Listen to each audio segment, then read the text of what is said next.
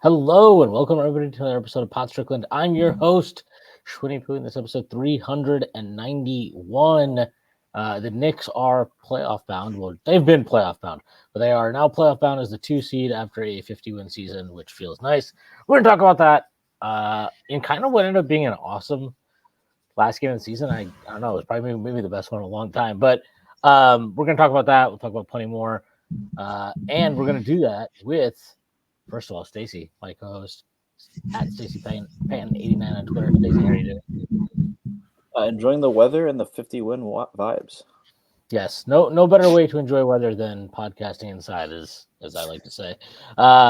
And we are joined by the professor of the Strickland. His name is Matthew Miranda. Matthew, how are you doing on this, again, Monday morning? Really good. Yesterday was many emotions, and I was enjoying all of them and still am. Yes. And we will talk about the emotions of it all. But again, before we get started, do a few announcements. The first being that Strickland has an Instagram. Check that out. That is at the Strickland on Instagram. We are posting all kinds of media content on there. The Strickland also has a YouTube channel where you may be watching this podcast. If you are not done so already, please hit like, subscribe to the channel, leave us a comment. That'd be a huge help to us. Strickland also has a Patreon, which you can subscribe to. There are a number of different tiers. There's a $6 tier that gets you access to Pod Strickland podcast that I host every Friday with Prez. You also get access to Takes from Robbins Bozos, our newest podcast that is hosted by Andrew Steele, aka Doug, along with Zach Blatter. And you get access to the Strickland Discord where the conversation never stops. There for the tiers is a $9 tier. That gets you access to Strickland Roll, my solo pod, I ran for never the next more. You also get access to wonderful premium articles by Matthew Miranda, who is here. And you get access to Strictly NFL, our newest podcast, which you guessed it is about the NFL. There are further tiers. There's a $15 tier, $30 tier, $50 tier, and $100 tier. Those come with a variety of additional benefits, like listening on pod recordings, merchandise discounts, and even potentially co-hosting a podcast alongside yours truly one day, whether you choose to subscribe or not. None of this would be possible without you. And none of this would be possible without BetOnline, which is your number one source for all your summer sports season, from MLB, golf, NBA, and NHL playoff stats. All the latest news and scores available to follow your favorite teams. Get the latest odds and lines, including the latest team matchups, player props, and odds on just about every sport out there. Head to the website today or use your mobile device to get in on the action. BetOnline, where the game starts. All right. Well, the Knicks did win a basketball game yesterday to take them to 50 wins over the Bulls in overtime, 120 to 119. I think DiVincenzo played all but 21 seconds or something of this game. Pretty awesome win. And I want to say, while in the moment, it was very annoying that the Bulls were being extremely try-hard for no reason. I actually think I think it was pretty awesome that they did. They were clearly competing to win that game. It ended up being a pretty nice spectacle for the NBA, while at the same time you had a team like Cleveland utterly disgrace itself, trying to avoid playoff matchups. And I just gotta I tweeted this out yesterday, and I truly believe it. I don't understand the hand-wringing over chasing the 2 seed, because guaranteeing home court for 2 series. I mean, yeah, you can tell me, well, the Bucks are food. They're going to be out anyway. Sure, maybe. We'll see. But, the playoffs often throw, a monkey wrench in the works. And I just don't – I don't know you can say that. I think there's a pretty decent chance guaranteeing home court for 2 rounds has an equal or greater or just about, again, on par probability for the Knicks to make it to the conference finals than the other way around. And also, at the time, again, I don't know how you even maybe Cleveland is just made up of crybabies and soft players and guys who are not inherently competitive or something. But I find it very weird to talk to a team that is supposed to be having title aspirations and then being like, well, we need to lose this game so that we don't play Team X, who is ranked below us, by the way. That to me is insulting, and I just tweeted this out, but I all morning I've been hearing, oh man, the Lakers, they should tank this game so they don't have to play Denver in the first round. I'm like, I don't even know how you would go about having that conversation with LeBron James. Hey, actually, you should be terrified of Nikola Jokic, so lose this. We need to lose this game, and then we're gonna have to play another play-in game, which it's a one-off. So if you lose that, then you're just shit out of luck. I don't know. I found all the conversation, and it's like also that game was fucking awesome. It was like a really intense game. There were swings, right? It looked for a while at the start of the fourth quarter that the Knicks were gonna blow this game, but like they fought back, and they didn't play their cleanest game. I do think that there was some type of a little bit of mental fatigue in their last couple of games against Boston, or sorry, not Boston, sorry, Brooklyn and Chicago, where you could tell they were not locked in defensively at various points, and some sloppiness in transition and things like that. But it felt like a team that was like kind of over the regular season, but they can't actually. They're not wired like the Cleveland sissies. That like it's just like I don't know. Like I don't know what to really expect there. I just think like these guys are wired a certain way. Even if they weren't totally locked in, it was obvious they wanted to win that game. They wanted to get the 50 wins. They wanted to win the 2 seed. And I do think all of that stuff matters. Like I don't think you can pick and choose when to turn up the competitive levels. Like I don't, and I generally think teams like that either have a supreme talent advantage, like the Lakers with Kobe and Shaq, or they just get got. And the Knicks do not have a supreme talent advantage, but they give a shit, and that's their like defining characteristic is that they just keep giving a shit when they really shouldn't.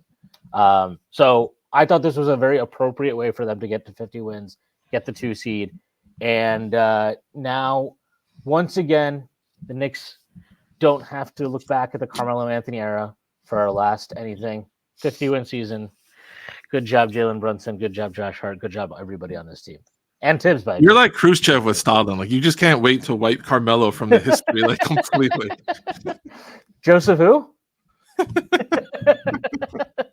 Never heard of him. I was struck by what Cleveland basically admitted to the world yesterday. That's been Cleveland to me is a exposed themselves as a couple of things. One is they are absolutely on a different tier than the Knicks and the Bucks, because for Cleveland, their group has won like one playoff game. That's their peak of everything they put together right now. They've won one playoff game. They haven't won a series. The Knicks have, the Bucks have. So for those teams, the standard of success this season is higher. Clearly Cleveland, and I would say this is owner descended. I don't suspect that I'm sure Donovan Mitchell today is not thinking, yes, this is what I want to be a part of. I doubt that the other Cavalier players are thinking, yes, this is like how we wanted to. I mean, if they hold on, they're 3. If you don't tank the fourth quarter, you're beating the Hornets. You're the 3 seed, I think. Because they have the tiebreaker over the Bucks. Yep. They would have had the Pacers. The entire reason why Cleveland tanked is they have to win in the first round and they don't want Philly. That's their whole perspective. That reveals something. That tells you, like, okay, that's one reason why you're not ready to. You're not on the level of these other teams, even the Knicks. Even though I think you could maybe make an argument if you could dilute like athleticism in a laboratory and make it a liquid and measure volume, the Cavs might have more talent athletically overall than the Knicks do. I don't know, maybe. But they're nowhere near them because this is an organizational ethos. This predates this team. This goes back to when LeBron left the second time, or sorry, even the first time. He's this petty ass, cheap ass owner who clearly feels like you can see what they're putting. Writing guy, right? Remember that? What's that? He had the Comic Sans letter when LeBron. Yeah. He still got the comedy going on. Like, you have the option to show the world, what are you about? You have the option to show this player that you traded everything for, what are you about? And you've shown everyone what we're about is we want to get to the next round, because now my feeling is they're preparing for inevitability. Mitchell doesn't want to stay. They're not a contender. If they can win a round, they can slightly spin, hey, we made some progress. We were going we were making, the right direction. Oh, he wants to go. Oh, that sucks because we really were. But they don't want to lose to the Sixers in the first round or the Heat in the first round and have Mitchell be able to say, look, this is 2 years in a row. You can't get out of the first round. I don't want to be. I think Cleveland exposed themselves yesterday as what they are, and I think they're going to get what they deserve. The idea that that team should beat Orlando, because I think they have offensive firepower in the backcourt that like the Magic just don't. But I'm not sure that they're going to beat Orlando, because I think Orlando is closer attitudinally to the Knicks than the Cavs are easily. Yes, just to like kind of build on your point, but if you're a contender, if you truly believe yourself a contender, you're not like, oh my God, we have to play Philly or Miami. Maybe you view that as like, okay, that's our challenge, and we respect them, but we're not scared of them. And like, again, I think it would have been an insult to like this group of Knicks players specifically, given what they've been willing to give you for the last, whatever, 2+ months. What after Randall and OG went out, and obviously it's obviously great that OG's back, but he missed a long time too, and Mitchell Robinson. It'd be an insult to like look at them and be like, hey guys, like I know that you've given me all this stuff, but we really can't play Philly or Miami in the first round. Like it'd be a joke, because if I'm Jalen Brunson, in my head, I'm not like, oh, we lost to Miami last year, so I just don't want to play them again. You're probably like, we lost to Miami last year and we shouldn't have lost, and we're better now. We will beat them this time. Like it's just, I think fans have completely lost. Like, yeah, you can sit there. It's the fucking Junior Soprano thing. He couldn't fucking sell it. Like, you have to be able to sit in a room with like LeBron James or Jalen Brunson or one of these guys and explain to them with percentages and probabilities of matchups and everything that losing a game will benefit them. And I'm sorry, like, I just don't think that those guys are interested in hearing about that. Like, hey, we got to lose this game because we got to be scared of fucking Joel Embiid. Like, it's absurd. And if you and also, like, you can't simultaneously be like Jalen Brunson's a superstar and out of the other side of your mouth be like, well, they should be scared of Miami and Philly and whatever. No, if you got one of those guys, you probably shouldn't be scared of anybody, because you've got to fight a puncher's chance against any of them. Yeah. Yeah. And also, I think from a fan perspective, we're all born into different generations. I know for myself, I'm learning how much, like, if you never saw the 90s, like, this is all hitting you in a certain way, because this is like, oh my God, this is what you've always been waiting for. So from a fan perspective, I can see, as a Knicks fan, if last year did not happen, like if this were last year, if this were the first year that, the Knicks, if you're a Knicks fan, like last year, it was significant, I thought, for the Knicks that they won a playoff series. Like, it was a big deal. They needed to do that organizationally. If that's where they were this season, not organizationally, but I could understand a fan being like, okay, I got to win around. If I'm a Timberwolves fan, if I'm a Sacramento fan, if I'm a Cleveland fan, I just need to win around. So as a fan, my perspective might be, all right, I'll take this or I'll take that. But the idea that, like, organizationally for this team, when I was seeing people, Knicks fans, sweating like, oh, I don't want Miami or Philly. Again, if you have any ambition, you're going to play these teams somewhere. There's no secret path to the finals that's just going to go, like, actually Brooklyn gets in there, kind of. And there's no secret path. You're going to have to beat who you have to beat. Last year we didn't want to face Giannis, right? And then we dodged that bullet and still lost, right? That's the other thing. It's like, if a team was good enough to beat Philly or Miami, that's the thing. Then also, they would have been really hard to beat. Period. And we've seen very recently teams play like the Bucks did. I'm shocked. That's the wrong word. I'm not shocked by anything the Doc Rivers Bucks do, but I'm confused why the same franchise that a couple years ago pulled this. You know what? We're going to lose our last game. We're going to give up our last game to avoid a certain matchup. And that dropped the Bucks a couple years ago to the 3 seed and to let Boston be 2. And when they met in the second round, Game 7 was in Boston. If the Knicks play the Bucks in the second round, and that's going 7 games, there is a world of difference between that game being at Madison Square Garden versus Milwaukee. I think if your actions reflect what your ambitions are. And for some teams, they're on a lower level. And I think the Cavs have really shown the world we're on a lower level. And I don't think that's going to turn well for them. But I think for the Knicks, this is all you could want. Like, measure the progression. In 2021, the Knicks, the Heat, and the Hawks were all coming down to that 4, 5, 6. And I remember desperately not wanting Miami because I thought they were the worst. I did not want Miami 5. I wanted Atlanta. We saw how that worked. Last year, I did not want Miami. I thought they were the worst matchup for the Knicks. Excuse They me. were.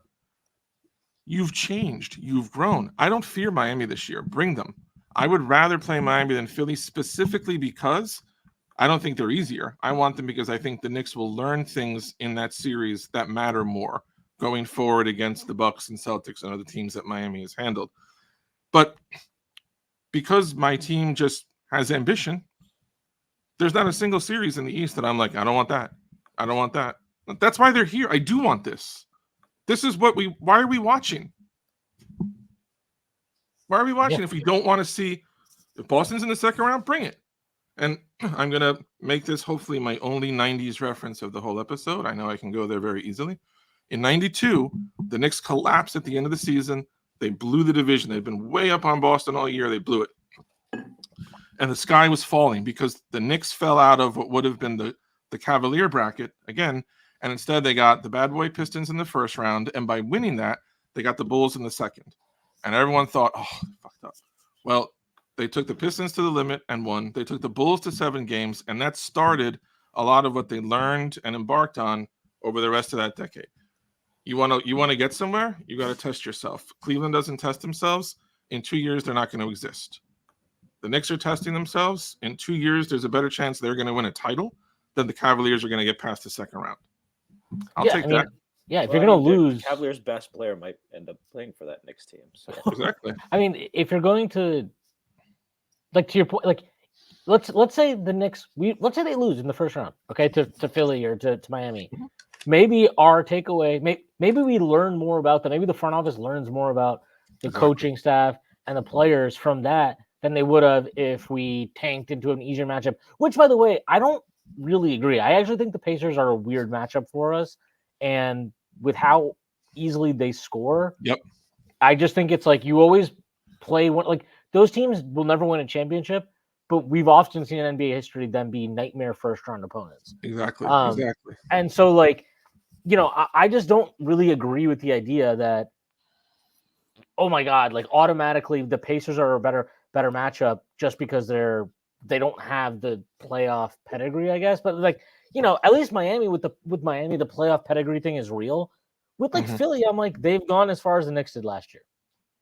So I'm not sure why we're supposed to be mortified of a team who, if anything, has proven over a long fucking time that they're nothing more than what the Knicks achieved last year. So I don't really give a fuck if Joel Embiid averages 95 points and 45 rebounds and 16 blocks per game in the regular season, because until he actually comes anywhere close to that in the playoffs, I don't give a shit and I don't view them as a contender. And I don't think he's an MVP caliber regular season player. That's the nicest thing I can say about Joel Embiid. Congratulations to him for being awesome at regular season basketball. But until I see him do it in a playoffs, I don't give a fuck. So I genuinely, like, I actually don't want Miami. I mean, I would prefer not to have Miami. I'd prefer to face Philly. But, like, either way, I think, you know, I will say this. I think Miami they seem to really understand how to defend. And, like, they are the one team that I've seen consistently be able to use Josh Hart's unwillingness to shoot against him and us effectively to defensively game plan. They're like the one team over the last few years that I think has really, really locked in a way that other teams haven't. And maybe that has something to do with, you know, their other personnel or Bam, you know, especially with, you know, his physicality, let's call it. But Jack the Ripper physicality. Yeah, just a real physical guy. Like just the way like Ty Domi used to be. But Ty Domi. But yeah, like I don't know. I have faith in this team, and I think this is the best and most effective and most flexible I've ever seen Tibbs with a roster. Like if you're ever going to challenge yourself and push yourself and not be scared of the competition, I mean, this is the year to do it. Like the Knicks have, and I wanted to say this because I feel like this hasn't really been talked about, almost because it's like we're all basking in like, wow, holy shit, Jalen Brunson is like a superstar level player. That's crazy. I can't believe that happened. Yeah, he is.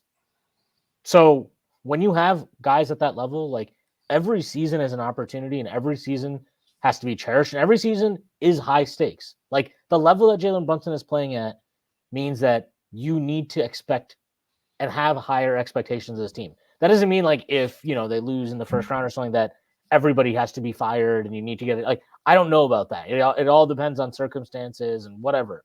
But there are no more like, this is just a fun year and a free hit for Knicks fans. Like, we need to, even without Randall, I think it's fair to have expectations of this team because that's how good they are. The sample size proves it. All the metrics prove it.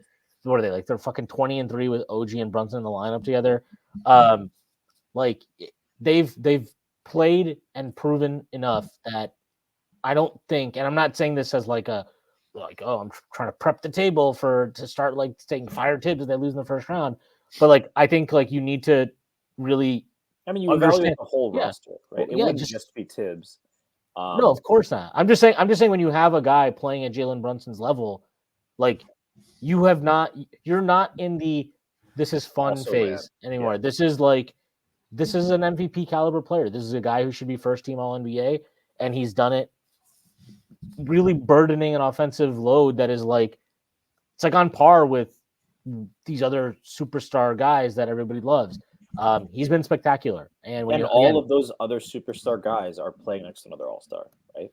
Yeah, that I think is what people really are missing. It's like, of course, he hasn't been as good as Giannis. It's like, well, he hasn't played with Dame. He's barely gotten to play with Julius Randle. The one thing I would push back a little bit on, I agree with you guys. I mean, I don't know if we can make grand sweeping. This is always the right way for teams to play, but I do think for this particular team, they're not punting a game. I think to the extent that there might have been health concerns, I'm sure the Knicks, they were in fact pretty cautious. I don't think Mitchell Robinson comes in if it's maybe a little bit more meaningful of a game, but they weren't going to tank. We knew that. The one thing I would push back on a little bit is I don't really buy the Embiid sucks in the playoffs narrative. There was that one series against the Raptors who ended up winning. He was a plus 87. They were plus 87 in his minutes. They lost. They had him next to a complete non-shooter.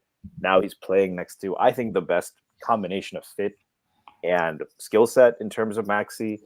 And I think Embiid is playing the best defense I've seen in his career, even though I think his defense is a little underrated. And personally, like, I think that is, he's up there with Giannis and Brunson as the toughest matchup individual player in the East in terms of guys that are challenging to face. And then he can pull Mitch out of the paint a little bit. If I don't know how much jump shooting he'll do.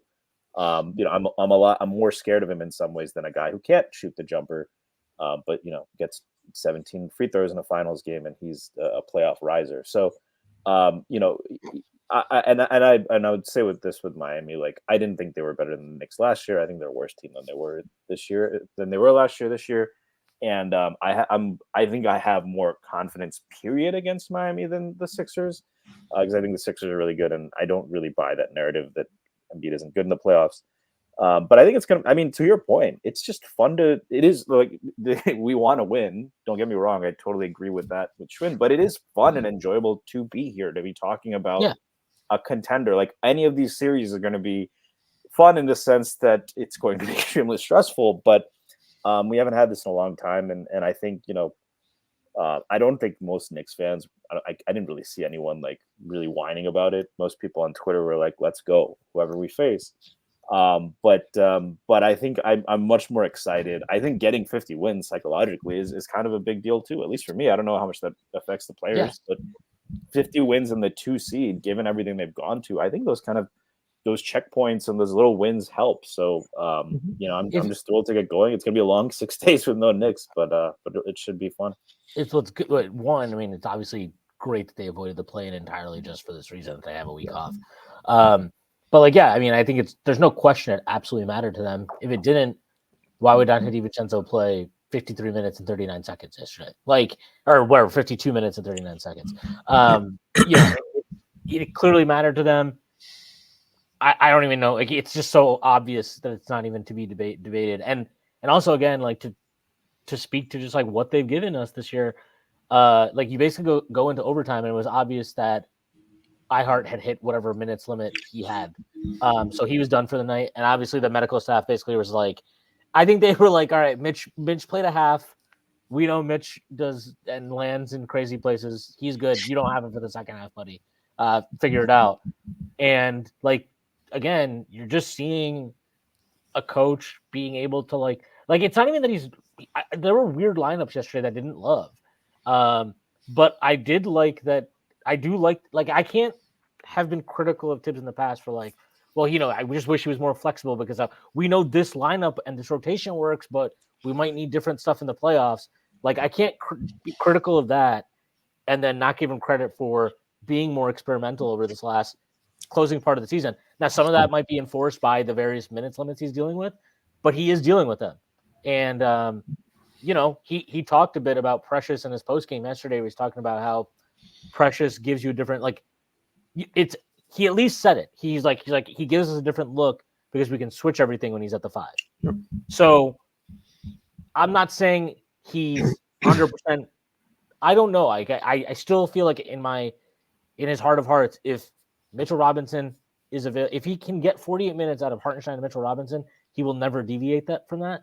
But for him to specifically say that yesterday and then use him in that capacity, which effectively turned off DeRozan's water in overtime,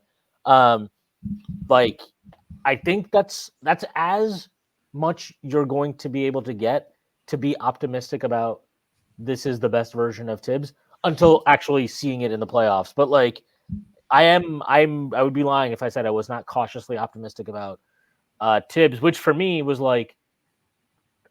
I mean, in a lot of ways, was probably my biggest concern for most of the season was just is he going to be able to use the kind of variety of pieces he has? And he has, and he obviously, you get Jalen Brunson playing the way he has, and then I think so much of it trickles down from there. But so much of it trickles down from Tibbs too, like the buy-in, the commitment, all that stuff. Those guys are wired. Players have to be wired a certain way to be like that anyway. But he's clearly getting a ton out of this group, and you can tell that there's a very good vibe right between him and Josh Hart and Jalen Brunson. And he kind of name checked them yesterday effectively as the two leaders of the team because he was talking about competitors compete, whether it's whatever, he's shooting contest cards. And then at the end, for some reason, he was a podcast. so I think by saying the podcast part, he's effectively revealing those two are the leader of the team, which I also think was clear anyway. But I don't know. I just think that all that stuff is tied together. I think it's important. And anyways, the Knicks will play whoever wins this Philly-Miami game on Wednesday. So we'll see who it is we face. But I think it's fair to say none of us is particularly oh my God, what a nightmare if we get Philly, or what a nightmare if we get Miami. It just is what it is. Who worries you? I'm assuming for both of you that Boston is the team that you would regard as the hardest for the Knicks in the East. Who would be second? Philly for me. I'm just gonna say, I think I'll say Miami, not because I think they're actually the second best team or the third best team or whatever. I do think they're better than, or I do think Philly's better than them. But there is something to the catharsis of beating a team that beat you the year before. Mm-hmm. It feels like you're getting, it's okay, now we know, last year we knew that we were better and we lost, but now we know we're better because we just did it. We just beat them. I think that gives you a confidence that you can't get from I don't know. I don't think beating Philly would feel anywhere near as cathartic and meaningful mentally than beating Miami, who I know for us, we're always fuck Miami, the boogeyman, but their team is bullshit. They just win with dark magic and all this stuff. But they've won the East twice in the last 4 years. They went to the conference finals the other year. I guarantee you that inside the league, teams view them with a lot more respect even now than we ever will. And I think they're probably still viewed more than I guarantee if you ask Tibbs, you give him truth serum, you're who do you respect more? Who do you think is a tougher matchup in the playoffs? If you give him truth serum, he's gonna say Miami. There's no question in my mind. Every time we play Miami, the way he talks about their program and Spo and Riley and stuff is very revealing to me. Obviously he coached under Riley, so he knows the type of personality he is. So I think that there's kind of mutual admiration there, and that part of it to me would make it more meaningful if they beat them. And it's also like, I know Philly's a historic rival because they're in our division, but Miami is its own thing. That's clearly like always going to be a more significant matchup for the Knicks. So just as like a fan of those '90s teams and all that shit, like yeah, give me Miami. I want Miami. I would like to see them, and I think Spo challenges Tibbs in ways where, like, if he can match Spo to a certain degree, you're never going to outcoach Spo. You just have to do like up to 90% of what Spo is doing. If he can match that, the Knicks will win that series, and we will be like, okay, I that would give me supreme confidence in Tom Thibodeau moving forward if that happened. Did Philly have Nurse last year? No, it was Doc Rivers last year. That's another thing I'd point out where I think he's a significantly better coach than Rivers. So I think that is an. Is there a coach in the East that you trust less than Doc Rivers of the playoff teams? JB Bickerstaff. Okay, fair.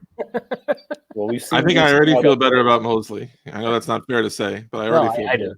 I actually think with the Bickerstaff thing, though, I actually think it's kind of like it's also undermining to him.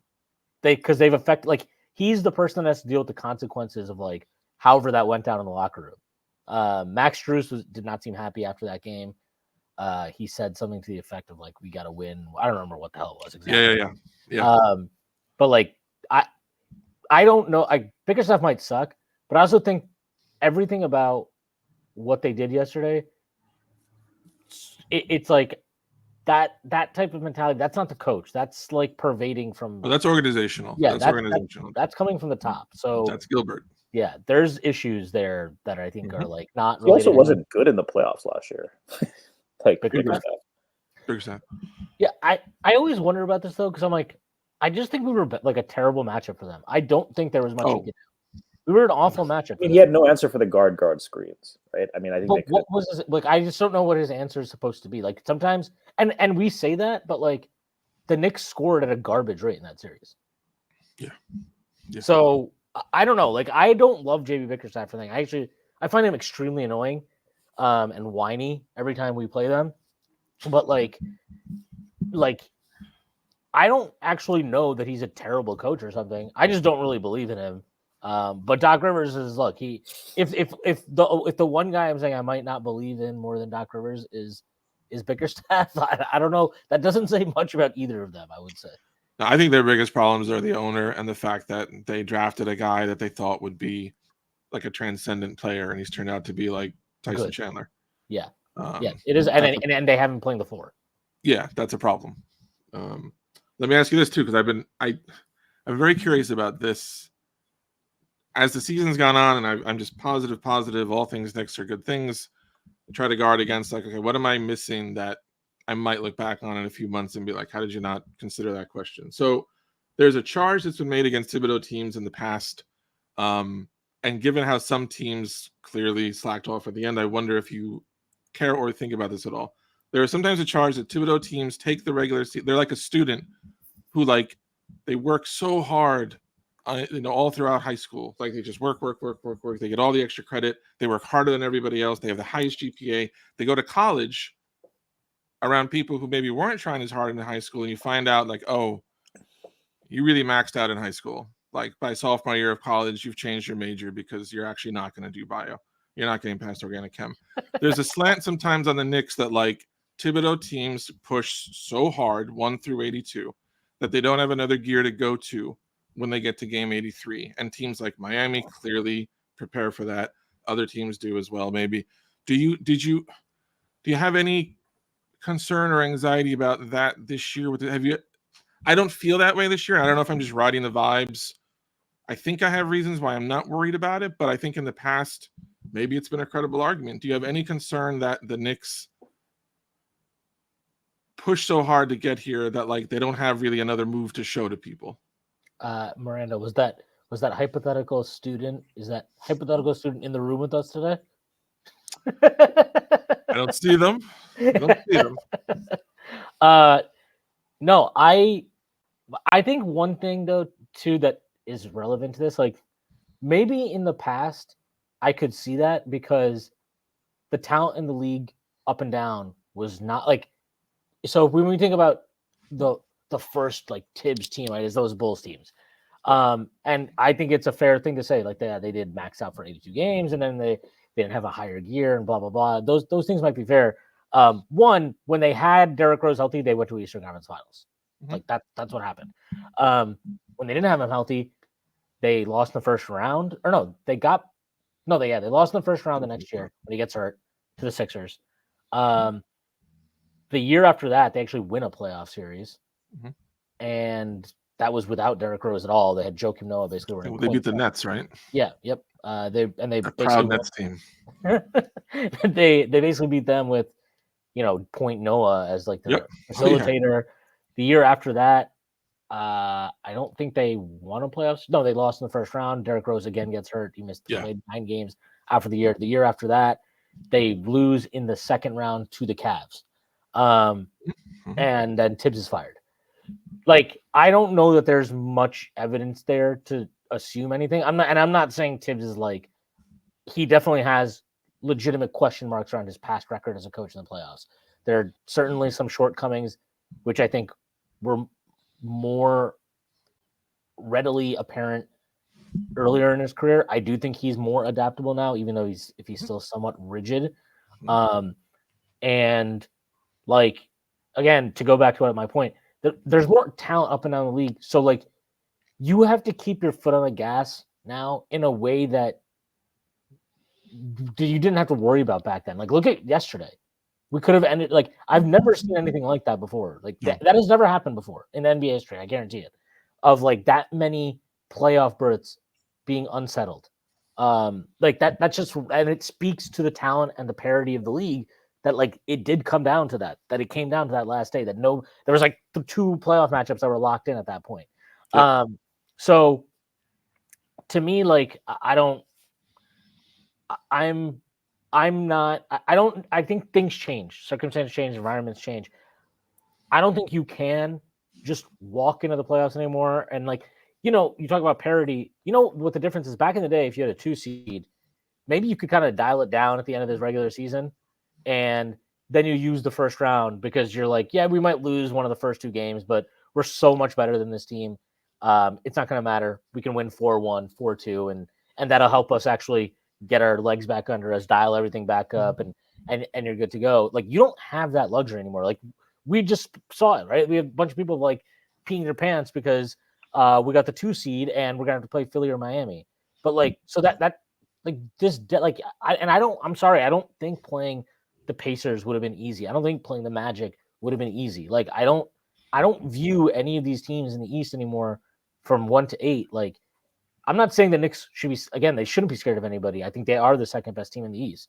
But like, they also shouldn't, none of these teams are a cakewalk. None of them are a joke, except for Cleveland. Cleveland is actually the one team I'd be like, if we had any chance to play them in the playoffs, we would have smoked them. But like, obviously that didn't happen. But yeah, like, I think as far as Tibbs is concerned and Tibbs teams, I don't really agree with that. And also that the week off helps. And we saw them have to win a lot of games towards the end of last season. And when the playoffs came around, they played well. I mean, they won a series. They smoked Cleveland. And I mean, I know that the Miami loss is disappointing, and there's a lot of stuff with regard to Tibbs that was concerning in that series. But I didn't think they lost that series because they didn't have a higher gear because they were worn out.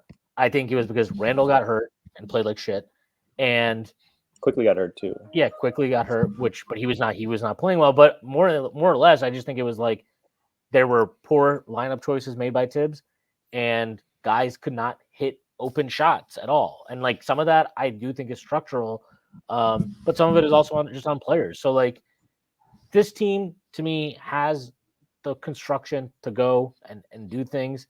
Offensively, there's a lot more movement, player movement, ball movement happening, especially down the stretch with Hartenstein at center, which has always been a concern with Tibbs teams in the playoffs. Yes. So that is a significant difference to me. And also, Brunson has just elevated to such a different level now cerebrally with how he like, every coverage now he has answers for. Like that dime he had to Precious in overtime yesterday, that was unbelievable. Like, he draws the help defender, and then as soon as he kind of turns his back to him to get back to Precious, the pass is already gone. Precious has an easy dunk. Like it is unbelievable the reads he's making against every type of coverage, and he's seen every type of coverage. He's seen a fucking box and one in the regular season. That's a real thing that happened. Like he's seen everything. And you see him every time. You see, this is one thing I wrote about this in the recap yesterday. I want to be like very. I think that I have never seen a Knick in my lifetime at the end of a game with the ball in his hands that I trusted more than Brunson, including Ewing. Ewing wasn't a point guard. Ewing was many things. But I'm just saying, I in my life have never been at this point where I've seen this and I've been like this comfortable with what I'm seeing here. You see him also, and this is exciting as the year kind of got to the end and you begin to see certain teams running, half court blitzes and box and one and traps and everything. And one thing that's different about Brunson for me than Ewing, who was never a great passer, it wasn't his job, but like he wasn't. He had averaged more turnovers than assists. Yeah, and the playoffs all these things. Yeah. Carmelo, who was not always a willing passer, but to have a guy now who can score like Melo, can pass like whatever point guard you want to pick, and has the intelligence, the patience, the ball handling, the everything to in real time adapt and adjust to a evolving defense and make the thing that struck me so much about Brunson this season. If you watch him for 82 games, there's all great scoring. Like, what a great three-point shooter. When he came from Dallas, I didn't know how he would be as a three-point shooter. He shot a good accuracy. Could he do it from high volume? He's done it from high volume. Can he do it when Randall's not there? He can do it when Randall's not there. But the thing that's been the most strikingly impressive to me watching Brunson this season, and I can't remember which game it was, but it was the first game where someone really began coming at him hard with like half-court trap. Maybe it was Brooklyn. I don't know, half-court traps and doubles and things. His ability to like, not just like with Ewing, you were like, okay, just make the right pass. Like if the doubles come in, you're not going to make the Arvidas Sabonis pass, but just make the right pass. Brunson makes the Sabonis pass. Brunson makes okay, this isn't the right move. This isn't what the defense is giving me. This is what I'm taking. And it's setting us up for greater. So that's sometimes, and we'll look for this in the series, especially with Hart, that's sometimes the difference between, a guy has to take one extra dribble and he's a little out of his range, or now he's got a straight, cut and now it's all in the defense. I was going to ask you this question too. Is this the best playoff team that Tom Thibodeau has ever coached? Yeah. Wow. I think they have things that I think Chicago lost that first year because LeBron was 6'8", and that's the one guy Derrick Rose couldn't deal with. But I think this is a better team. Like, I think, like you mentioned about Hartenstein in the passing and Noah, like you have a 5 who can give you multidimensional plus play on both sides. You've got the MVP caliber point guard. You've got shooting. Like, my God, the Knicks have shooting. You saw in the game yesterday, okay, our first center is out. Our second center is out in a league there where there's a dearth of bigs, supposedly. They didn't have to go to Taj Gibson. They didn't have to go to Jericho Sims. They went to Precious Achiuwa. That's a different proposition that you're bringing to people. And I saw some Philly people tweeting about it yesterday. We think so much because we're thinking Knicks stuff. And Miami, I assume, their people are subterranean. But the Philadelphia people Riley and their layers. But the Philly people straight up are saying, like, I don't want the Knicks. This isn't the team that I want to play. I'm not looking forward to like beating I think there's a sensibility to a lot of outsiders that like, oh, the Knicks still don't, they don't count. They're not a real 2 seed. Like, what have they done? I think the jackasses on TV saying the Pacers will beat them. According to TV, everyone in the East is going to beat the Knicks. Somehow they're the 2 seed. But to see now, like, all right, you're here and you're this good. And other teams, Philly was 32-8 with Embiid this year. Mm-hmm. And their people are saying, we don't want the Knicks. But one of those 8, though, is worth mentioning, was a 30-point, was it 30 or 36-point loss to the Knicks? The OG's third game, I think, was that one. Yeah, we still had Randall, so obviously, yeah. But I mean, if you compare it to last year, also, right? They've upgraded it. They lost Randall, so they don't have Randall, but Randall wasn't very effective in that Heat series. And I think Brunson is better, way better equipped, I think, by the way, to deal with the kind of coverages that Miami throws at him. Right. Then Randall certainly would have been. DiVincenzo is better than both Hart and Grimes, especially from a shooting perspective, right? At least from what they were giving you last year. They've replaced RJ effectively with OG Anunoby.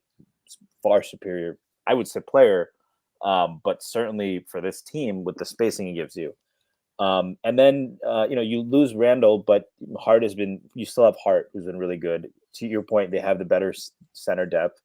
They lost Pride is quickly. shooting better than quickly. We'll see how it goes in the playoffs. Yeah, I mean, that's the one thing I am curious about. Will Deuce be able to? But they don't rely on Deuce as heavily as they did on Quickly as well. True. Yeah, very true. So I think that they're just a better team than they were. And I think the Heat got worse. And I did want to ask you this. Hero is healthy. Do you think the Heat are still worse than they were last year in a matchup? Yes, I'm not worried about Tyler Hero. I honestly think if Hero played last year, I would have been a little bit. I don't think he makes the team worse, but as a Knicks fan, that's a player we can attack with Brunson. That is a player in the regular season last year when the Knicks would screen with RJ. The Knicks killed them with that action with Hero on the floor. So I think I'm more worried about the Heat when they don't have any defensive liabilities on, which is why I'm not that worried about Duncan Robinson. I'm worried more about guys like Haywood Highsmith, who played fantastic last time the Knicks played them. But I did want to ask you this because this is one of the conversations we had on Twitter. Historically, and the season isn't over, right? But you talked about you haven't really seen anyone do something like this with Brunson. I think I asked this, how would you compare this to even the best teams in the 90s? Like, do you think this team could beat the 97 Knicks with Randall healthy and without, I guess? But first answer is it depends on what rules you're going by. If you're playing 97 rules, I think those Knicks win. If you're playing these rules, I would think these Knicks win. If we can somehow mathematically adjust it to a total even playing field between the two sets of rules somehow, I think it's funny to see like how much everybody gets overrated. Like when you have grandkids, they will underrate Jalen Brunson. Like everybody gets underrated eventually, unless you're like Jordan or LeBron. Everybody gets underrated. In some ways, I think Patrick Ewing has become a little underrated to some people who are forgetting that like this was a two-way monster. He's pretty good on both ends. He's really good on both ends. He's all NBA first team on both ends, like caliber player. Brunson may not win MVP this year, but like he's MVP level. Ewing wasn't going to be first team every year because there was Shaq and Robinson and Olajuwon, but he was that caliber every season. What I think is really similar between the two teams, I was thinking about this morning, with Randall out especially. Let me ask you this. Go back to 97, 94, whatever you want to go back to. After Ewing, who was the best player on the 97 Knicks? Overall. Sprewell? No, he's winning on the team. He wasn't on 97. Yeah, he was 99. Trying to think. Probably is it Houston? Yeah, 97 Houston, maybe. That's his first year as a Knick. He's very good. He's not yet an all-star, but the point, that's what I want to get to. Maybe it's Houston. 94 Knicks. Who's the second best player? Not Charles Smith. No, John Starks. Probably Starks. Okay. These Knicks, after Brunson, with Randall out, who's the second best player? OG. Okay. Is OG, in your eyes, significantly more of an uplift than Houston in 97 or Starks in 94? Yes. Then Starks, yeah. Houston. I mean, I guess to your point, Houston. I would say more Houston than Starks for sure. I'll put him above Houston, definitely. I'm not sure about Starks. Starks was 94 his All-Star season? Yeah. He was really good that season. He's also huge for them in massive games. Like they basically pissed away the game against Indiana, and then Derek Harper actually ends up saving the game at the very end. But Starks was awesome in that game. Yeah. He's basically the only reason they even had a chance to win Game 6. Fuck you, Hakeem Olajuwon. I always think like the Game 7 thing is more about Riley and less about Starks. It is, and also I'll say this to my deathbed: Game 7 against Chicago at halftime, it was basically tied. Yeah. They don't win that series without what Starks does in the second half. Game 7 against Indiana, Starks is a big part of. Ewing's the biggest part, but like Starks was a major part. They don't get anywhere near the finals if Starks doesn't come through. So my question then for you, when there's question of which team would win, this team or that team, I think they're very similar. I think they both have an MVP player who is levels above anyone else on the team. And I think right now they're both more solid than great everywhere else. Because I'm not like Starks was a one-time All-Star. Houston was a two-time All-Star. I don't see OG making 2 All-Star games. Maybe if they change his role and he scores 20 a game. But like, I think they're very similar. I'm not copying out of your question. I think they're very similar, and I think it's a credit to this team to be ewable to say that. I think one thing I feel more comfortable about with this team, asterisk going into the playoffs, only having seen it in the regular season, in the 90s, if Ewing didn't have it, they were kind of fucked. Like, they were kind of fucked. I feel like this team has enough people who do enough things on both ends. Like back in the day, like Greg Anthony, one-dimensional player. Charles Oakley, he does a couple things really well, but like that's what he does. Charles Smith did some things, but like this team, if Devo's out there, he's not out there just for offense. If Hart's out there, he's not just out there because of what he does on defense. OG is brilliant on defense, but also you can't leave him in the corner. Hartenstein does it on both ends. Mitch is a threat on the offensive glass. I think this team, and I think part of that is it's more necessary for the game today. You could specialize more in the 90s. You can't be a good team now and have a bunch of one-sided players. But I think it's a credit to where this team is that you can even ask credibly a question like, is this team better than a team that won 57 games and got David Stern out of a conference finals? That's great that we can say that. Is this as good as a team that literally was 3 points down going into the fourth quarter of Game 7 of the finals? It's great that we can say that. Yeah. I would say I can't put OG above Starks until I see him in the playoffs. But Starks was really, really good that season. And again, he was huge for them in basically like a bunch of critical playoff matchup games in that run. If you go to the finals, Game 1, Starks shot like 2 of 18. And Game 7, he shot like 2 of 18. The rest of the finals, he was great. Yeah, it was just those 2 bookends killed him. Honestly, like I love Patrick Ewing, but he was terrible in that series. Like he's the biggest reason they lost the series because he played like absolute shit. And this Harper probably wins. Yeah, I'm glad you and went Harper there. And Harper probably wins Finals MVP if they win that series. Absolutely, 100%. I'm glad you mentioned that point with Ewing because it ties into something I want to ask about also with Thibodeau. Then tying back to Riley. The Knicks in the 90s, like part of their problem, other than 94, actually, ironically, was that the Knicks, like they never won easy. They would always play like, they really didn't sweep, under Riley specifically, they didn't like sweep anybody almost. It was always physical. Even when they would win a series like in 5, they would win like 85-80, like whatever. And I think in 94, you saw like they played 1 game less than the maximum that you could play that year. After 82 games of a regular season playing Riley ball, after all the practices of Riley ball, I don't feel like when you like, it seems like the talk around the team now is that you got a bunch of guys who are like clearly working hard, but when they talk to players about, Thibodeau has this, there was a piece in the Athletic recently where someone, maybe it was Katz, someone reflected on, I think a year ago, players voted Thibodeau like the person they'd least want to, the coach they would least want to play for. And they spoke to DiVincenzo and maybe someone else, and you could get a sense from the players. The players were like, not, players don't hide, if they're like, a guy is a hard ass. 4 years here, players who are here, players who have left. I can't remember a single guy who's been like, Thibodeau killed my career. Thibodeau practices too hard. The only one is like Reddish, but he's a joke and a fucking clown. Yeah, exactly. I'm not counting that.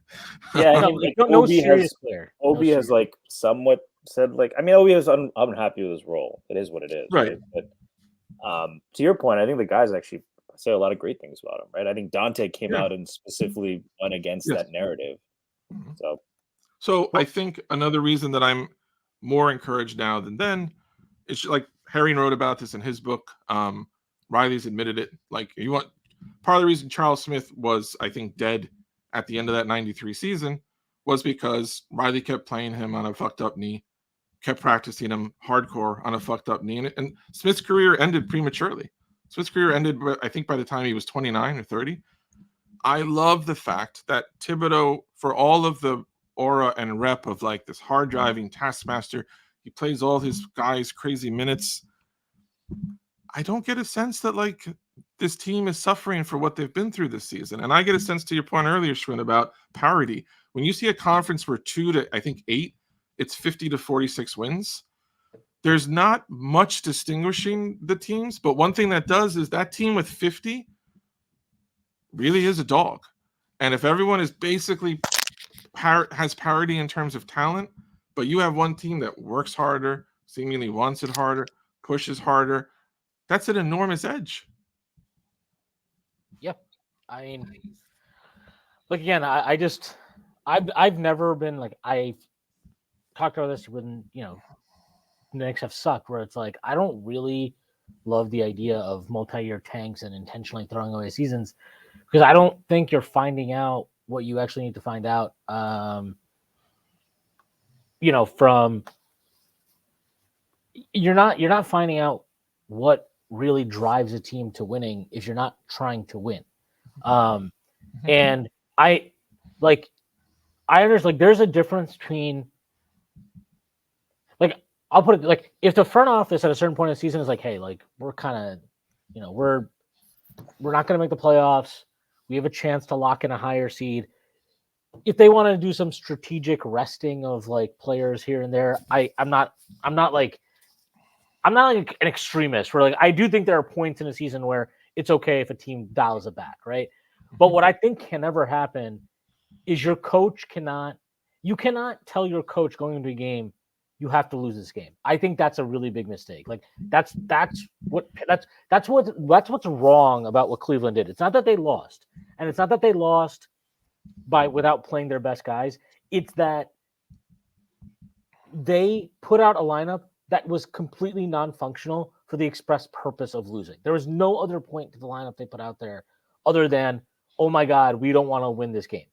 And I think and that again, like you mentioned it before, but like that to me is that no coach in their right fucking mind is going to be like, let me just throw this game real quick. That's just not how those guys are wired.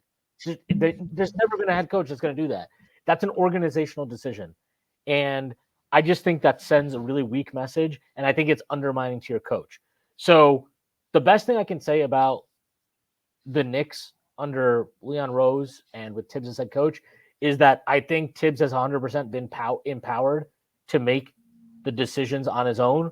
But I also think he is now more receptive to and open to getting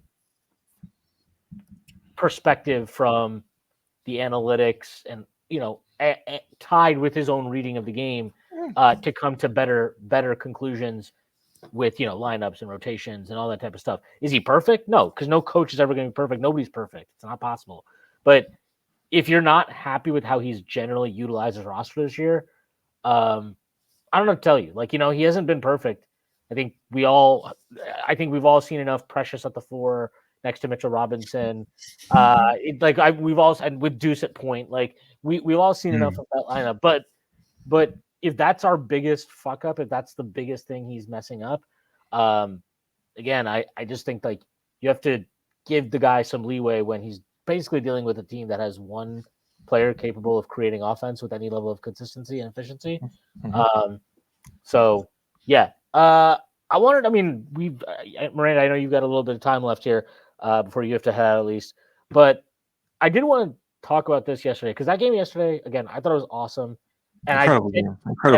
And I genuinely like again, in the moment, very maddening, but I think it's cool that Chicago tried the way they did. And actually, I think to me, that's like, I'd be surprised if they lose the play-in game to Atlanta. Like, I think Chicago has been playing like they care and are trying to play meaningful ball games for the last however long. Ever since Levine went down. Yeah, and Atlanta has been just like a fucking clown show all season. I think one team is a lot more prepared for high stakes single elimination. Maybe I'll be wrong. Who knows? That said, one guy in their team who was fucking awesome was Alex Caruso yesterday. And it's crazy to say that in a game where Brunson put up 40 on him, that Caruso was awesome, but he really was. And I couldn't be like, I was watching the highlights last night for like the 7,000th time. And it really struck me. I was like, Brunson versus Caruso is like such a good matchup because they're both super physical on either end of the like Caruso's physical defensively in a way that is very, very interesting when he's paired against Brunson, who is also extremely physical offensively. Yes. And I thought their matchup was awesome. I think their matchup in general has been awesome, even though Brunson's kind of got the better of him the last couple of years. But like, I think Alex Caruso is the guy I want the Knicks to add most this offseason. That is kind of what I came away from these Chicago games thinking, because I love Deuce. I think we're all very, very happy with what Deuce has shown us. If you think this team has a window that's open in the next couple of years, Caruso 100% gives you what you're trying to get from Deuce, which is an actual guy who can run the offense when Brunson sits, but is also capable of playing off of Brunson. And he gives you another versatile guy who is like, he's not Josh Hart, but he is Josh Hart. Like, they're basically the same person, even though one can shoot and one can't. They just are, they're like very, I don't know how to explain it. They play with a force and a physicality that I think is very unique. And I think, look, if you look at all the numbers, like I looked this up yesterday, 3 of the top 6 guys by defensive EPM would be on the Knicks. In that scenario, if they retain Hartenstein and OG, which I expect them to. Caruso is 5th, OG is 6th, Hartenstein I think is 2nd. Like, and I don't think he's not a scrub offensively. Obviously, he's not like, you know, some huge gravity monster or whatever, but like he makes shots. He keeps the ball moving. Again, and I just can't, like, his compete level, like the dog level is high. Like Caruso's dog level is insanely high. I think he and one other thing too that I have thought about a lot as the season's gone on, especially after the trades too, is like there is an identity with this team and there is guys that fit into that and guys who have the right attitude and mindset and toughness, quite frankly. Like, I don't think there is a guy more made in a fucking lab to play for these Knicks than Alex Caruso in the league that is not currently on the Knicks. He's a difference maker. He's a quality player. He has championship experience. I think if you have to give up Deuce, you have to give up a couple picks or something like that. That's the framework of a deal. I would do that. I think Caruso is a serious difference maker, and I think he'd be an awesome fit on this team. Yeah.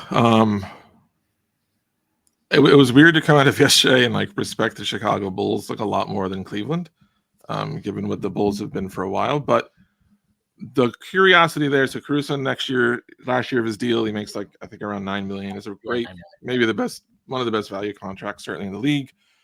Chicago has been weird to now, I feel like, in terms of what are you doing? Yeah. Are you building? So on a practical level, like how do you get Caruso? That could be difficult. Certainly in terms of fit, like, yeah, I mean, he can shoot. He doesn't turn the ball over. Yeah, you're right. I mean, it's funny that you mentioned trading Deuce because all the hype on Deuce into the draft was like, this is a Tibbs guy. Like, this is the Tibbs guy. And Caruso's that way too. The hope, maybe McBride could evolve to a point like that. Yeah. He's got, although he's shorter, he's got huge hands, enormous arms. Caruso's he's just a special defender too. Like Caruso's crazy. Yeah. His deep, like he's a fucking 6'4" guard who completely changes the game defensively when he's on the floor. Like he is a spectacular defensive player. Yes, he is. And it's like that. It's not that I don't think Deuce is good. I think Deuce is I think he's good. I think he's proven that he's a quality player. But like, it's more about this team and where they are and what Caruso gives you. And I'm like, I don't know, man. I really think, like, you asked, obviously Caruso is not some high level shot creator, but don't you feel pretty confident that, like, if he was our backup point guard right now instead of Deuce, the team is not insignificantly better because he would just get the offense to run better when he's on the floor without Brunson? Yeah, I mean, I think I think the major distinction is Caruso has, I think he was on the Lakers when they won. Like, Caruso has been a proven part of a championship rotation. Deuce has not had the opportunity, but also has not shown that yet. And like Stace said earlier, like one of the biggest questions I have going in is, all right, lights are brighter. Like, how does Deuce do it? Not worried about Deuce, but until he does it, you don't know that he can do it. Yeah. Caruso, like you're saying, if you were going to design in a lab, like what's a piece he really would do it. And going forward, especially if I could see this happening. If you're talking long term, short term, long future, and maybe you decide OG at the 4 makes more sense, and you're going to move on from Randall and make moves in other places, like bringing a scoring guard, whatever else you want to do with the roster. Caruso makes a lot more sense, I think, there too, in 3 guard lineups, or as you're saying, like a backup who can do what he does off the bench. He would be a dream. Like, he would be absolutely perfect, and is the classic, like, I think half the league just pines to see him on a different team, just to see him somewhere where it matters. I think a lot of people had that tweet yesterday, right? That it's a shame this guy doesn't really play meaningful basketball. I'm not sure I'm ready to give up on Deuce at this point. I think I'm probably a little lower on Caruso's creation ability than Shwin is. I think that you're still going to look at some stagnant lineups, but I think you brought up a great point, Matt, and we've talked a lot about the possibility of the Knicks going after a guy like Donovan Mitchell. If they do get another creator and they're going to stagger anyway, then the other part of it is Caruso's 30. McBride is on a really good contract too, and he's going to continue to improve. I think he's only 23. So punting on that guy after he shot close to 40% from 3, seems very comfortable in the mid-range. It's a pretty good two-way player, but Caruso's also 6'5", right? So in those 3-guard lineups, probably gives you a little bit more. Deuce, I think, is a very good defender, but Caruso, I think, could he be as good as Caruso one day? Sure, but you're already getting that, right? Those are conversations the Knicks going to continue to have. They already made a trade like that, right? I think Shwin was saying like earlier, this is no longer, this is just for fun. That Quickly an RJ trade symbolized that, right? That they were like, look, Quickly might be an all-star one day. RJ might be an all-star one day, but this guy is going to make us really good right now, a contender, which I think they are now, and they absolutely were with Randall. So, that's the kind of move it is. I would feel a little like I wonder with Caruso in terms of injuries and stuff, is that so much of an upgrade that it's worth hunting on Deuce when maybe you could move a guy like Precious or handle it just with picks or Bogdanovich or whatever. But then you'd have other moving parts of the salaries. But for like a year, I think it would make the Knicks better. I just don't you'd have to be sold that Caruso really solves your backup creation problem, which I'm less sold on that than maybe you guys are, as worth it to get rid of Deuce, at least. If they were to keep Randall, I'm less concerned about that as an issue with Caruso, because they just wouldn't need as much maybe creation from the backcourt. But it does give you, as a potential Knicks fan, a reason to root for Atlanta, because if the Bulls lose a play-in game for the second year in a row, it will start to dawn on them that it's not working and they need to move people, and Caruso would be, half the league would be after him, but obviously maybe that would finally start to pry him loose. I'm going to run in a minute, but I want to ask you guys this last question that's been fun in my mind, because for once it's someone else who is at shame. More embarrassing tank job, the Mavs at the end of last season or the Cavs in the fourth quarter yesterday? I think it's pretty easily the Cavs yesterday. Yeah. The Mavs last year they were not good. And they made a decision that tanking to keep that pick was worth more for their.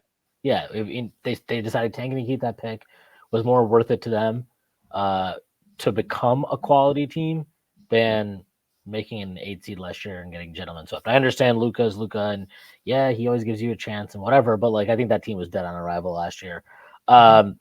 This year, they've benefited from that move, right? They got Lively, who's been good for them. Condolences to him. Apparently his mother passed away last week. Yeah, that's right. So, we'll see. But he was a good rookie for them. I think he looks very promising. Especially with Gafford now ahead of him, I think. Yeah.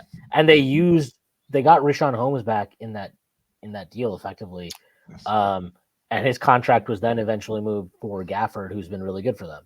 So, I would say that decision has and I think Dallas, honestly, I would not want to play them. I think they look really dangerous to me. So that trade's, it's benefited them, and it I think they've justified why they did it. The Cavs better fucking win this first round series, because if they did this and they lose this first round series, everybody that front office should be gone. The coaching staff should be gone. And I promise you, Donovan Mitchell, I think Donovan Mitchell will probably ask out anyways, because if I'm him, I'm like, wait, did we just tank to keep the pick? Like, or did we just tank so that we can get to the second round? But then we're playing Boston? Like, what the hell? So to me, I just think it's a joke, and I think they're kind of fucked either way. I think if Cleveland this year is like if Dallas had gone a little farther next year. Like, I don't think Cleveland has any more on the ball right now than Dallas did late last season. I really think, in general, I thought Orlando was the perfect matchup because, like, they're totally green and they can't score. Like, they're a perfect first round matchup for almost any good team. Like, I think the Celtics, the Bucks, the Knicks, the Heat, the Sixers, maybe the Pacers, I think would all beat Orlando, because you have to in the NBA today. I think you have to be able to score some points, and like they just can't.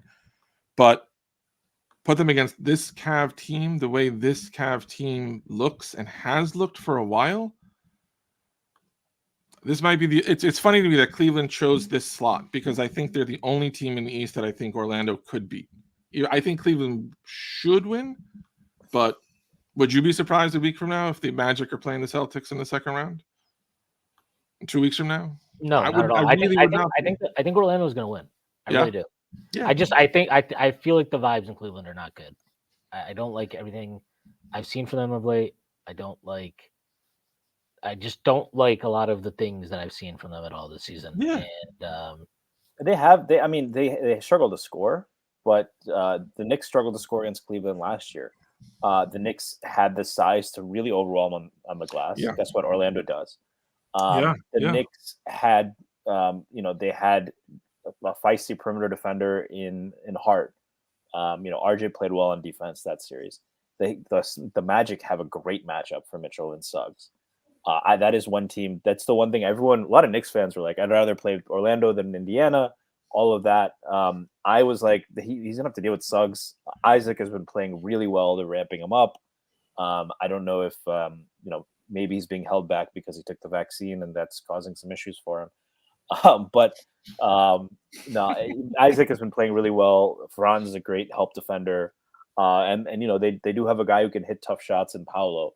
I don't like that matchup for Cleveland for a lot of the same reasons they don't match up well with the Knicks. The Magic are built kind of in that mold with even more length, but that physical defense, and then grind out some isolation buckets from Paolo. They're a little bit like the Knicks of 2 years ago, but I think they're more talented. 3 years ago, they're the Hawks Knicks, but I think the Knicks did not have a defender like Suggs. The Knicks did not have a help defender like Franz. So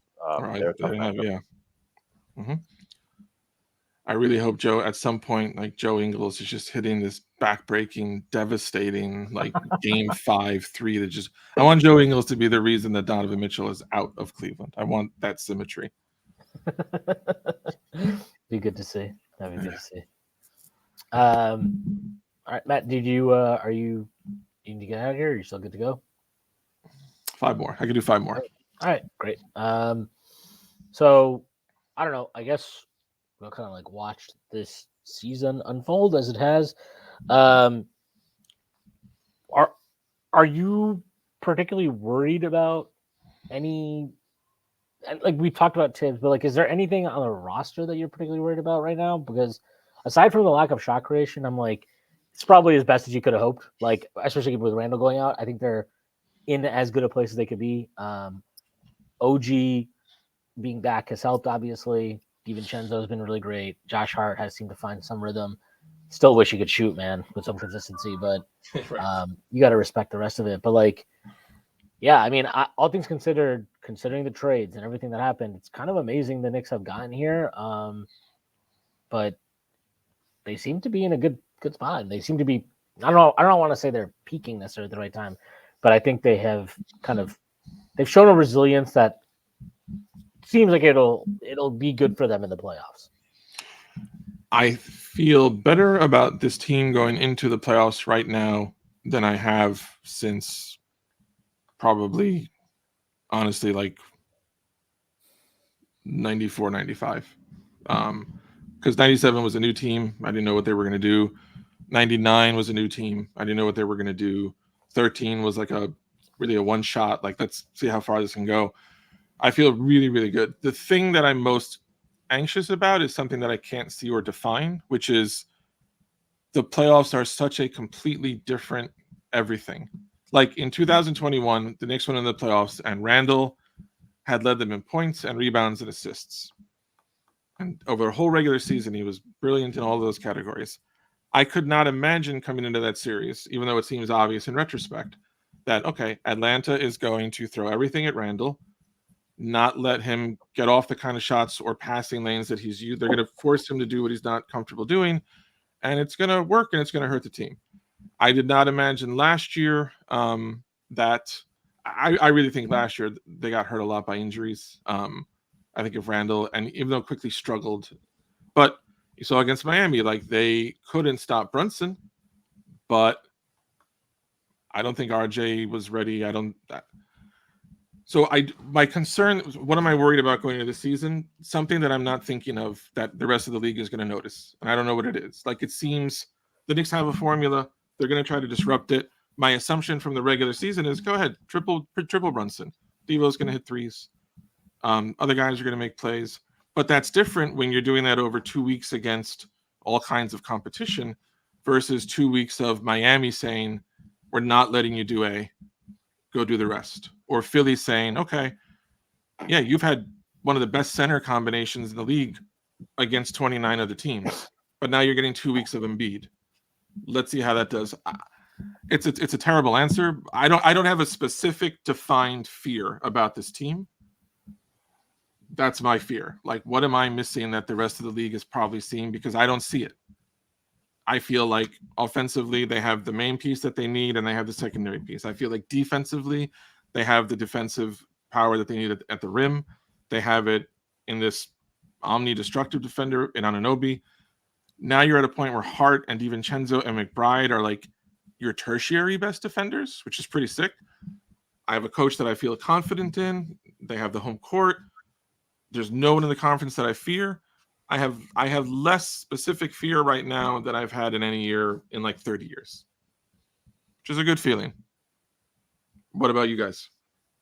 What do you most?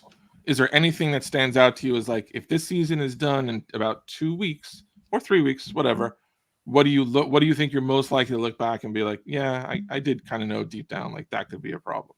I mean, I worry most about Boston and the fact that they're, first of all, just a really, really good team. Like, yeah.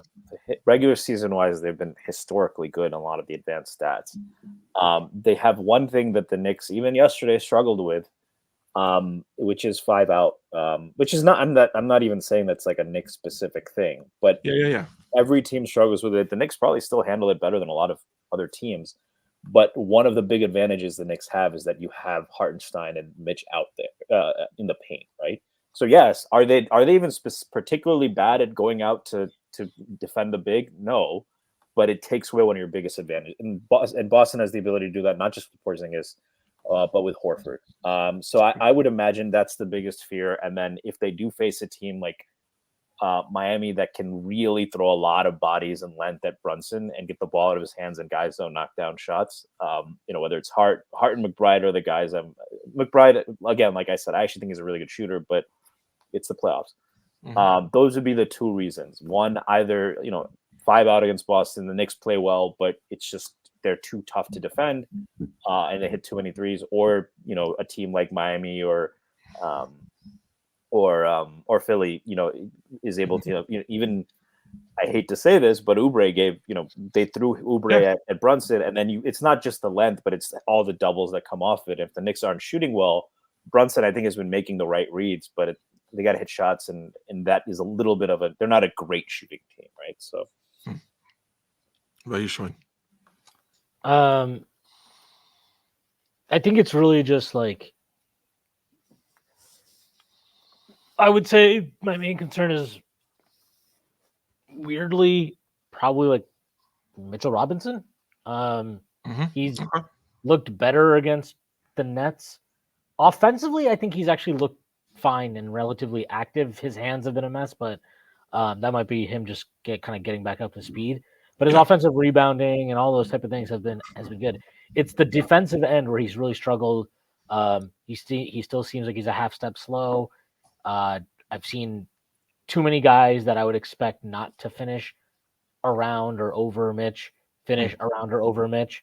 It seems like he's a little bit late, laboring a little bit. That foul against Cam Thomas at the end of the fourth quarter on a 3, that looked very much like a. I don't think he makes. I think he stays on his feet if he's at his best, at his top level. But I think he's kind of like he's a little wild right now. It reminds me a little bit of like a regression towards what he was when he first came in. Obviously, he's still way more disciplined than that, but like where he kind of feels a step slow and he makes some rash decisions as a result. But like we need him. I don't think they can. If we play Philly the first round, let's say Hartenstein can give you 30 to 33 minutes. You still have another 10, 15 to 18 that you have to account for. So that's obviously not a great matchup for Precious at the 5, especially obviously not when Embiid is on the floor. Yeah.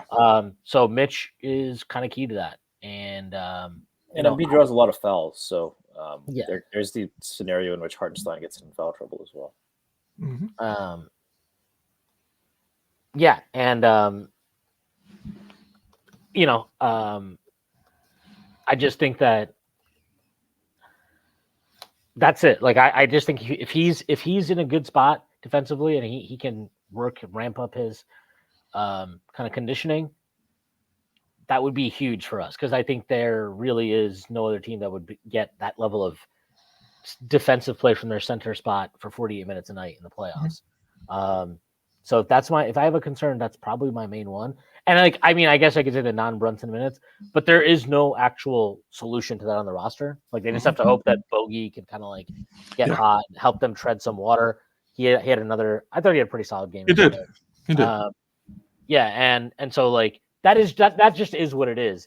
But they actually do have a chance if Mitch is right to have this like elite center play. And they did have elite center play when those two guys were healthy earlier this season. So being able to have that back, that would help a lot.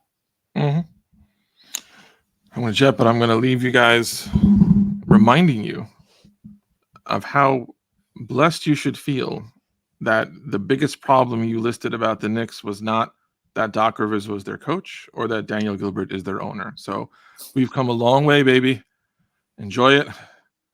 Look forward to this series. Hope to talk to you guys about it again soon, but yeah, I feel good, and I think everyone has reason to feel good, and we'll see how things go, man. Cool. Thanks for coming on, man. Thanks a lot. Appreciate it, man. Peace, you guys. Later. So obviously the Knicks, they played hard in their game yesterday. We already talked about the Cavs. But what did you make of kind of the Bucks? Because I mean, they got blown out yesterday by the Magic. If they win that game, they get the 2 seed. I actually don't think they were tanking at all. Like, I just think they played like shit. And I mean, Damian Lillard has been terrible. His entire efficiency right now is being buoyed by how much of a foul grifter he's become. Is there like, I mean, do you think I think the Pacers are going to beat them, and I actually don't think it's going to be very competitive. I could see that being like a 5-game series, honestly. What is the prognosis on Giannis? They don't know if he's going to be ready for game 1. I mean, if Giannis plays, then I think if Giannis misses more than 2 games, I would pick Indiana. If Giannis only misses 2 games, I still think he should dominate. I don't trust Indiana that much. I don't trust Halliburton in a playoff series. But I do think Milwaukee, without Giannis, cannot exploit, some of the things in his game that you'd like to see in the playoffs.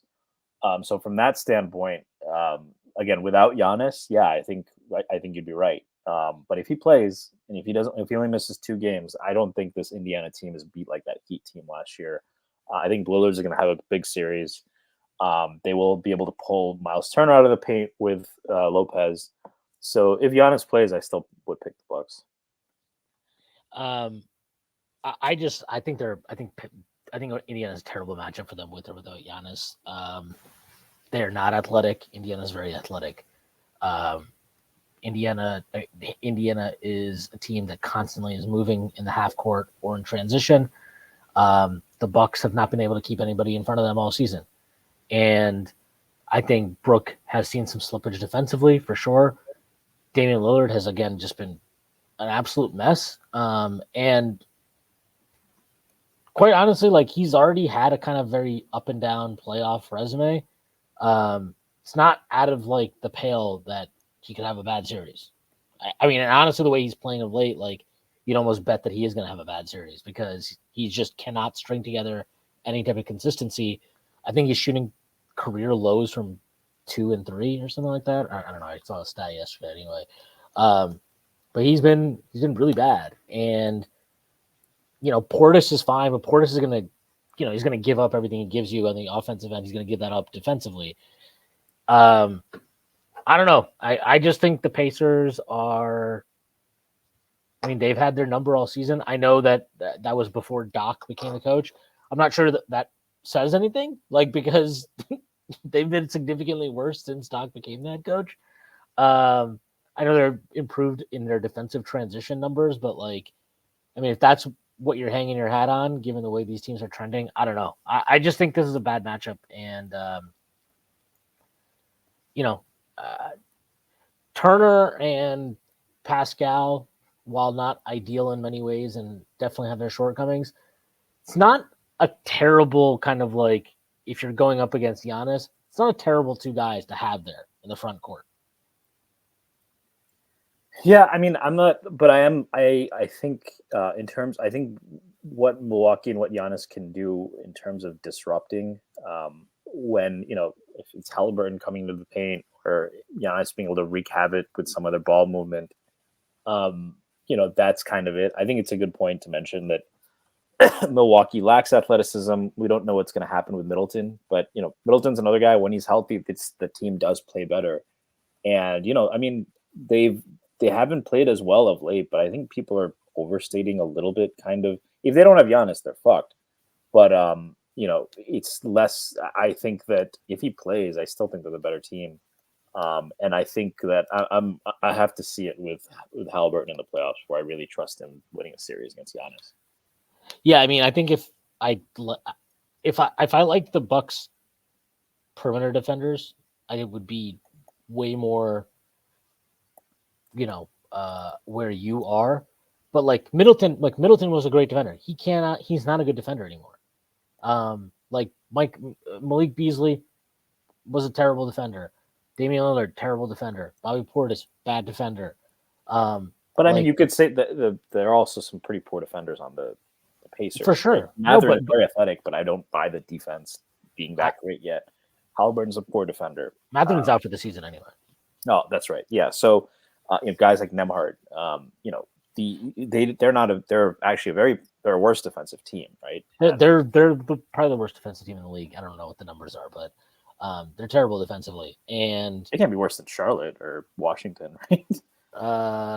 They're probably not as bad, but let me see. Per possessions, they have the 24th defense in the league. They have to be the worst out of all the playoff teams. That is correct, unless the Atlanta Hawks get it. Yeah.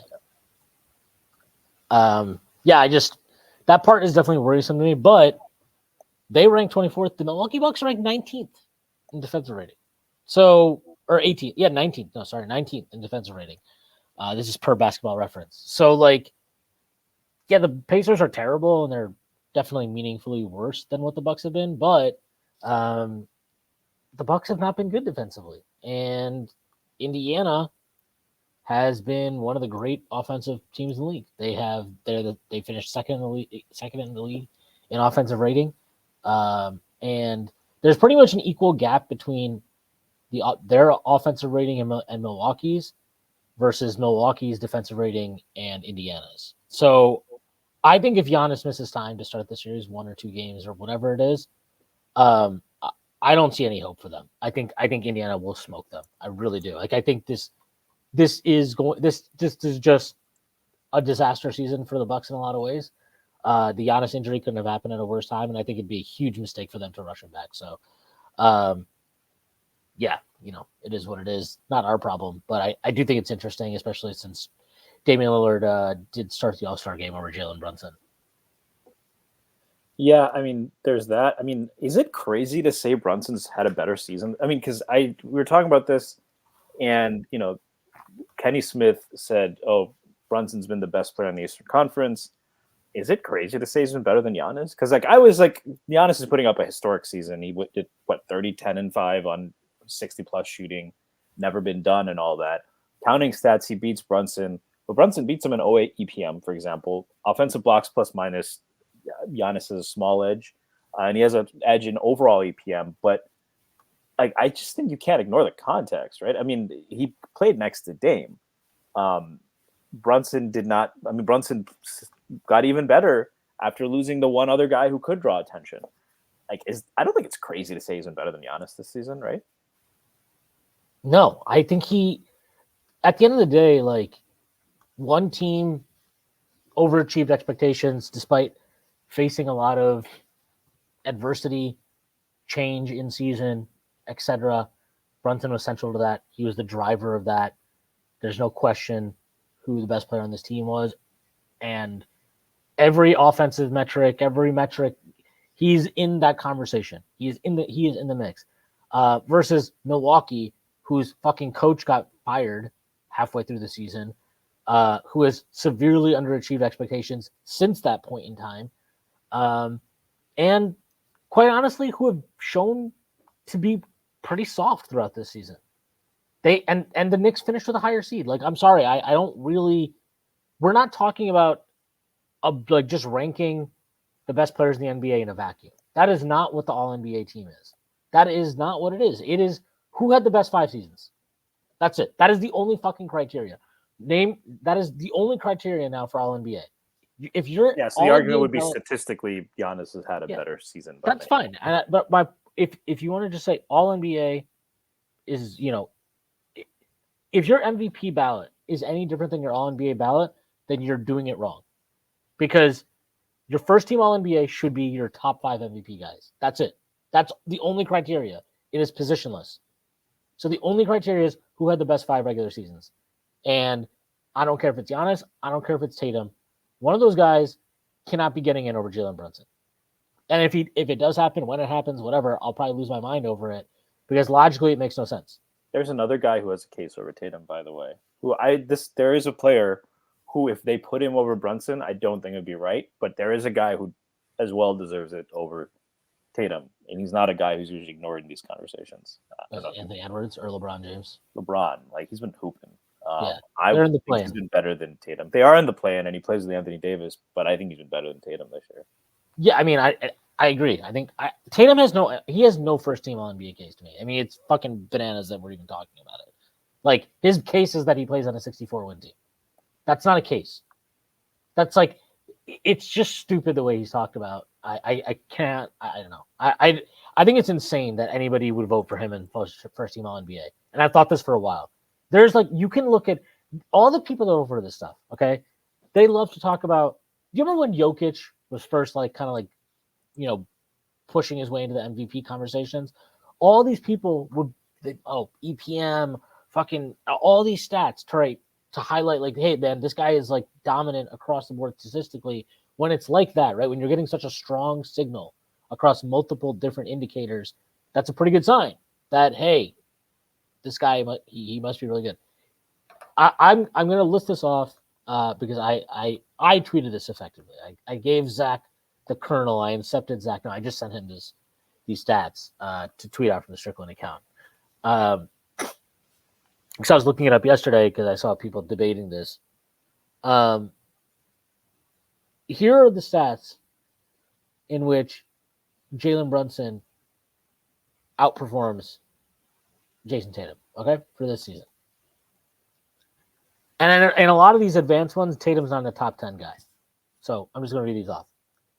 He finished ahead of him in OEPM, offensive EPM, overall EPM, estimated wins, PER, offensive box plus minus, VORP, win shares per 48, points per game, assists per game, field goal percentage, 3-point percentage.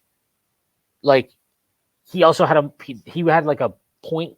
I think his true shooting percentage was a point below Tatum's on significantly higher usage. Like, I just genuinely don't think there's an argument here. He is one of the 5 best players in the league this season. That does not mean that you need to agree that in a vacuum of just selecting players based on longer than their performance of just this season, that you need to view him as top 5. But there's no argument that he did not have a top 5 regular season this year for an individual player. There's none. And him losing out to a guy like Tatum would be an absolute joke. Yeah, it's tough to disagree at this point, and I mean, even in a raw ranking, He's the worst top 10 guy right now. He's at worst a top 10 guy. There's not a whole lot of guys that can, like, I really think the guys who are like poo-pooing Brunson's case are like, they're not watching the coverages he's seeing. That's kind of the point you've been making. He's nobody else is dealing with that nightly, and he makes his teammates better. He's elevated the team. He's not as good of a defender as a lot of the other guys on the list, but he does what he can. He plays hard, and it's I played basketball with a couple of old friends this weekend, and I must have said Jalen Brunson's name like 50 times. Every time someone took a floater or had like a crazy post move, because it's just, this is a lot of fun having to be able to root for a guy like that. Yeah, totally agree with you. All right, I think that's a decent place to end it. Stacy, let the people know where they can find you and plug anything you'd like to plug. You can find me at Stacy Patton 89. Nothing to plug. All the great work at the Strickland, and check out all the content as we roll into playoffs. This is the most exciting time of the year, and I'm ready to go. Awesome. Yeah, I have nothing to plug. Just plug the work at the Strickland. Shout out to Sam and Tyrese for all the stuff they did this year on the Run That Down. We'll be continuing that through the playoffs as well. Yeah, I'll just read this off because I think this is a good tweet. This is from account NYC's Leo. Sorry, I think that's how you guys should go with it. Jalen Brunson is the only opening day starter for the Knicks who finished as a starter. We changed this team and our rotation. He should be MVP, and Tibbs should be Coach of the Year. Yeah, Tibbs actually deserves serious Coach of the Year buzz. He's not going to get it. They're going to give it to Dagnall. But he's been fantastic, and Jalen Brunson's been fantastic. Yeah, I can't say anything more than that. The fact that how much rotation there's been around him, and he's been keeping it afloat, should really count for a lot more than I think people are accounting for in the conversation. So, all right, that is the show for today. I hope everybody has a great rest of the week. We will be back, I'm sure, with some pods at some point. I will be back Friday. And until then, thank you to our sponsor, Bet Online, and I will see you soon.